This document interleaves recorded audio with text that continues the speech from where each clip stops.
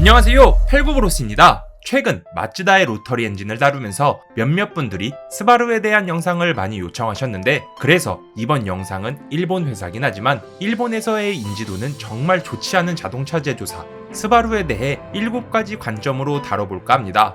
그렇다면 스바루의 거의 모든 것 지금 시작하겠습니다. 하나의 큰 별과 5개의 작은 별이 만들어낸 스바루. 스바루를 상징하는 엠블럼을 보자면 하나의 큰 별과 5개의 작은 별이 있는데, 이러한 이유는 후지 헤비 인더스트리라는 후지 중공업 회사와 5개의 작은 회사가 모여 만든 회사가 바로 스바루이기 때문이죠. 하지만 후지 중공업 역시도 모태가 되던 회사가 있었는데, 그 회사는 1915년 일본 군마현에서 설립된 나카지마 추쿠에이 제작소였으며, 이 회사는 일본 최초의 항공기 제조업체이자 전쟁에서 사용되는 전투기까지 만들던 연구소였습니다. 하지만 2차 세계대전에서 일본이 패하며 연합군 최고사령부는 일본의 항공기 생산 및 연구를 금지시켰고, 이에 전쟁 물자를 제조하던 나카지마 추쿠에이 제작소는 기업 해체 대상이 되며 12개의 소규모 기업으로 나뉘게 되었죠.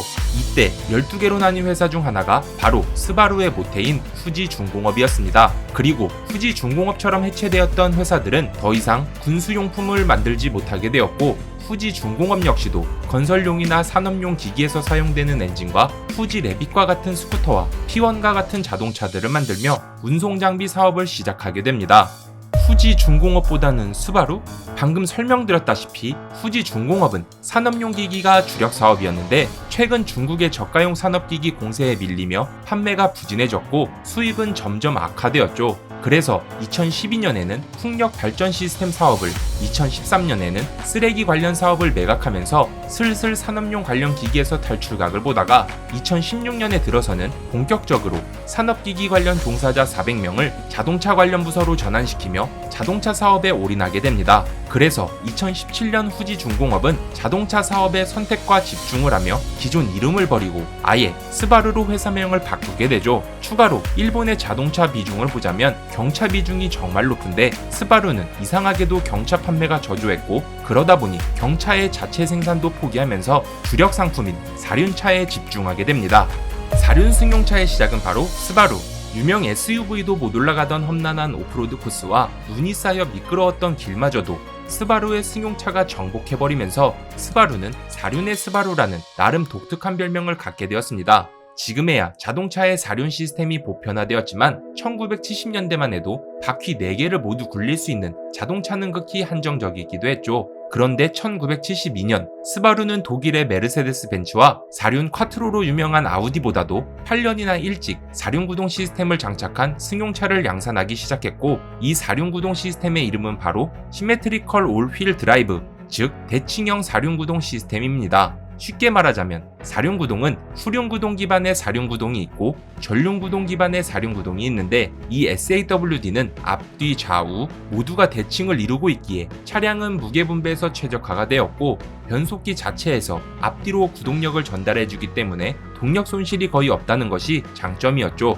더군다나 이런 스바루의 SAWD에 박서 엔진이라 불리는 수평대항 엔진의 조합은 그야말로 자동차 이론상 가장 이상적인 구조라고 하는데, 이 2가지가 곧 스바루의 자부심이라고 합니다. 스바루 하면 떠오르는 박서 엔진.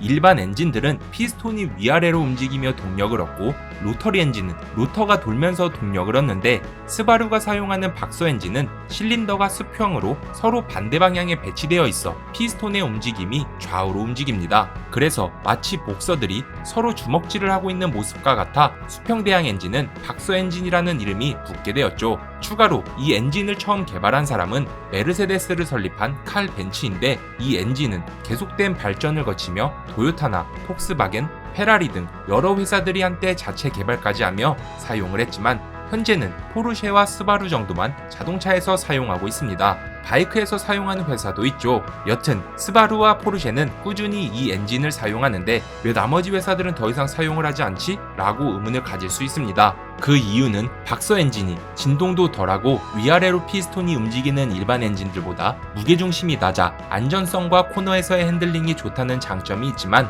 제조 단가가 비싸고 엔진이 복잡하다는 단점이 있기 때문이죠. 그리고 가장 중요한 점은 엔진이 넓어 자리 배치도 중요하기에 제조사들은 차량을 만들 때 패키징에도 엄청 신경을 써야 한다는 점과 좌우폭이 넓어 엔진 정비를 하거나 소모품을 갈 때 정비 공간이 협소해 심한 경우 엔진을 꺼내야 한다는 점이 있기 때문입니다. 그래도 스바루는 끝까지 박서 엔진을 고집하며 발전시켜왔는데 최근 전 세계적으로 자동차들의 환경 문제 얘기가 많이 거론돼서 그런지 스바루는 배기가스량은 줄이고 연비 효율을 높인 박서 엔진을 꾸준히 개발해내면서 시대에 따라 발전시켜가며 고객들의 니즈를 충족시켜주고 있습니다.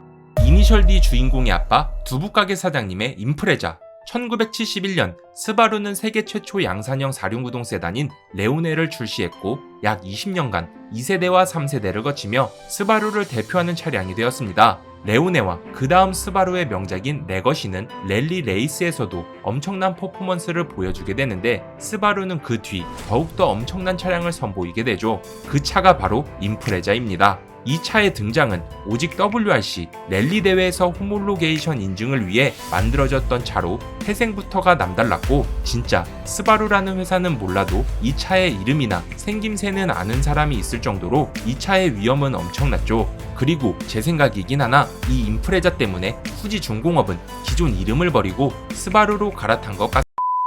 여튼 임프레자 역시도 박서 엔진을 탑재해 낮은 무게중심에서 나오는 엄청난 주행으로 WRC에서 다른 차량들을 압도했는데 현실뿐만 아닌 만화에서도 이 차의 위험은 대단했습니다. 바로 JDM 감성과 드리프트로 전 세계를 사로잡은 만화 이니셜 D에서 저세상 운전 실력을 보여주는 주인공 타쿠미에게 운전을 가르친 그의 아버지 두부가게 사장님인 분타의 차가 바로 임프레자 WRX입니다. 추가로 이니셜 D의 배경은 스바루의 연고지인 군마현이라고 하네요.